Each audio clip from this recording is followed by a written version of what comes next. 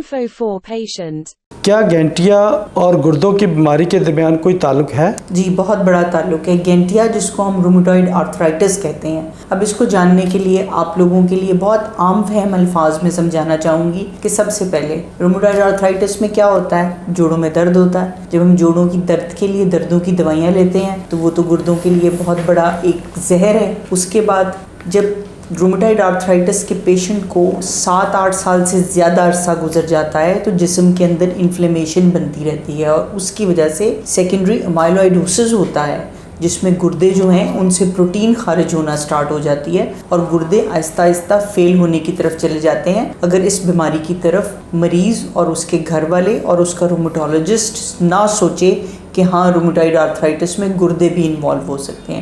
رومیٹوئڈ arthritis آپ کے پھیپھڑوں کو بھی انوالو کر سکتا ہے۔ رومیٹوئڈ آرتھرائٹس گلومیرولونیفرائٹس کی کاز بھی بن سکتا ہے، گردے کے اندر ایسی سوزش کریٹ کر دیتا ہے جس سے گردے کا کام متاثر ہو جاتا ہے۔